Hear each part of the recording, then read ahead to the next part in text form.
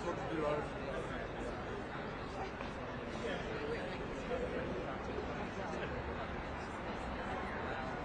Mate, you told me 11 o'clock, mate. I'm actually early now.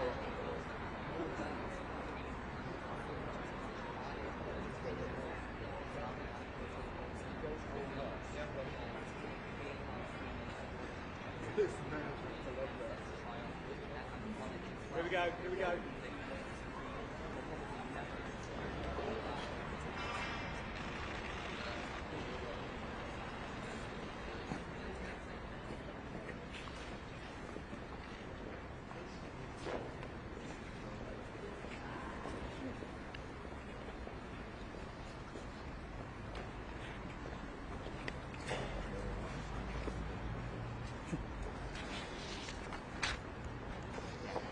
I've been asked to read out a statement on behalf of the Duke of Sussex and Lord Watson.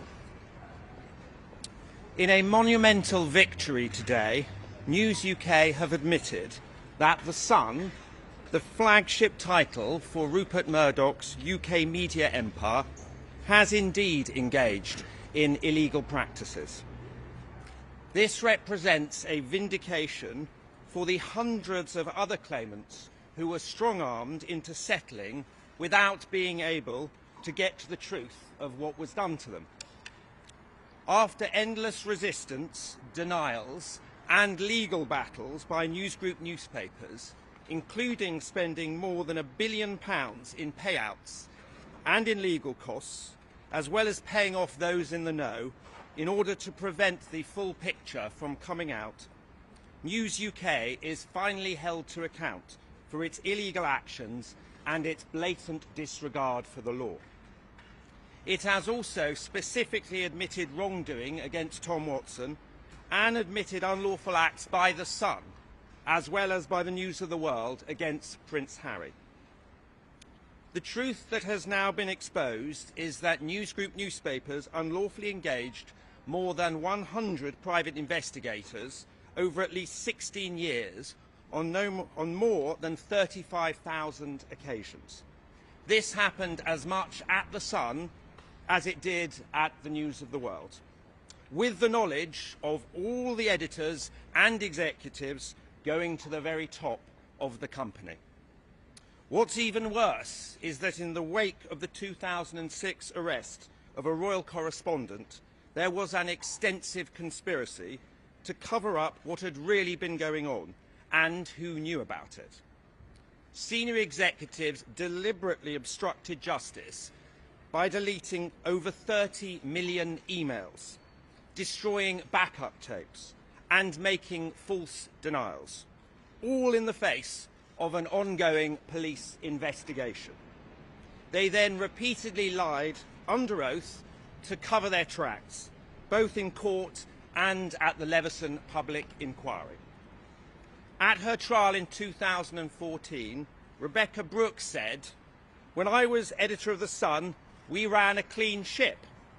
Now, 10 years later, when she is CEO of the company, they now admit when she was editor of The Sun, they ran a criminal enterprise.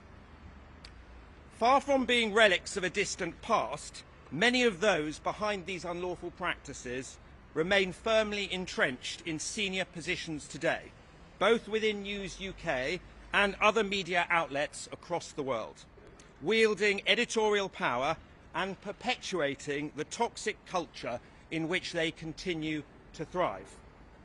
It's perhaps no surprise that all of their senior executives and editors refused to turn up to court to give evidence.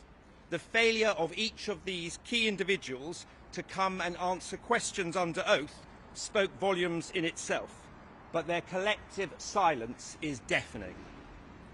Today's result has been achieved only through the sheer resilience of Prince Harry and Tom Watson, whose willingness to take newsgroup newspapers to trial has led directly to this historic admission of unlawfulness at The Sun.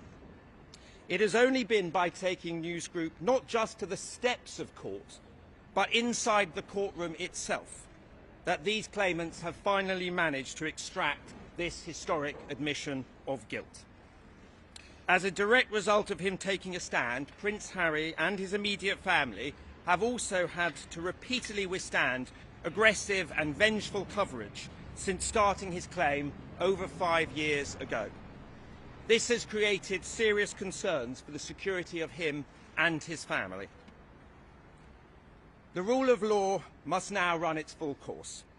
Prince Harry and Tom Watson join others in calling for the police and Parliament to investigate not only the unlawful activity now finally admitted, but the perjury and cover-ups along the way. It is clear now that this has occurred throughout this process, including through sworn evidence in inquiries and court hearings, in testimony to Parliament, and until today's final collapse of News Group's defence. Today, the lies are laid bare.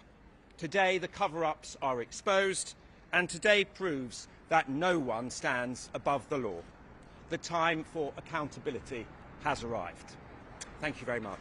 Mr. Sherborne, Prince Harry said he wanted accountability. There's been no admission of liability by senior managers. Is this what he wanted?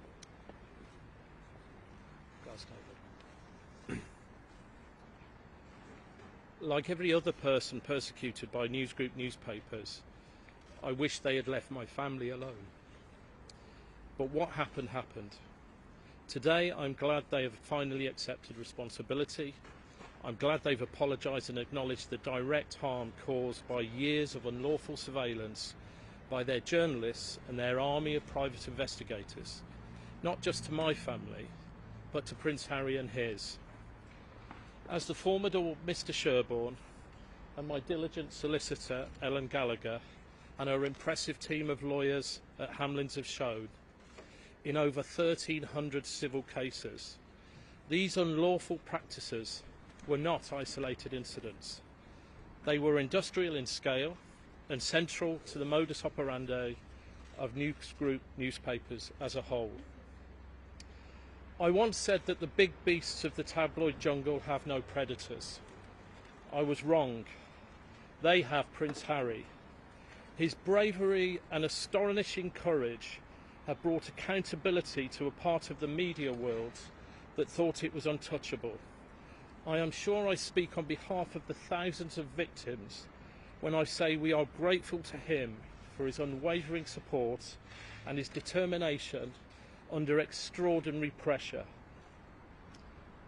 If Rupert Murdoch had any decency, he should follow this corporate admission of guilt with a personal apology to Prince Harry, to his father our King, and to the countless others who suffered the same unlawful behaviour at the hands of his media empire.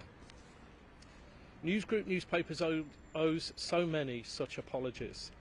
Thousands of ordinary people just trying to live their lives have endured the same unlawful behaviour.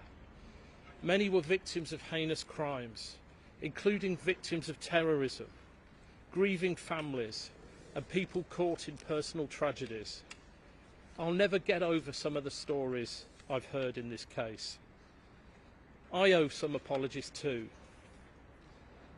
This saga has placed an unforgivable strain on the people in my life. From my former wife Siobhan, mother to my beautiful children, to my wider family and friends, I am sorry that Rebecca Brooks decided you were just collateral damage in their corporate war on the elected representatives who sought their accountability. This fight has made me reflect on what it means to settle. Legally, it's a technical term. Emotionally, it's much deeper. I wish I could bring justice for everyone News Group newspapers has ruined and bullied, but I can't. Our system remains stacked against victims in favour of the powerful. So what does this case mean? Why is it so important? As the United Kingdom continues to witness tragic crimes and terrible atrocities, at least we know now that because of the work of my solicitor Ellen Gallagher and lawyers like her, victims and their loved ones are unlikely to have their phones hacked or their medical records stolen by tabloid newspapers, as routinely used to happen.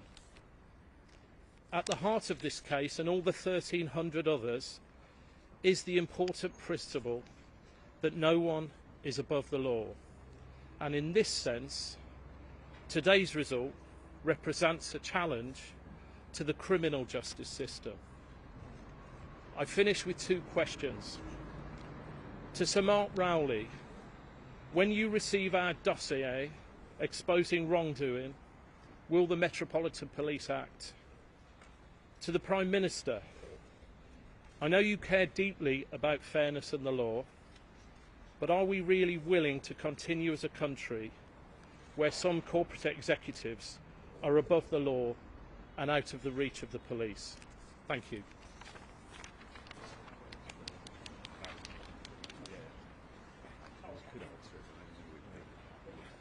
Just on operational matters, if you want hard copies of the statement that David Sherborne read, then I've got some here, and my colleague Graham Johnson does as well.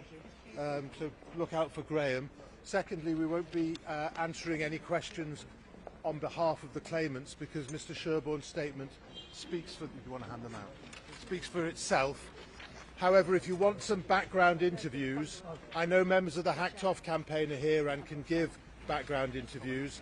I will be available later to speak from the legal team about general matters about where we go from here, and you should all have my email address to put in those bids.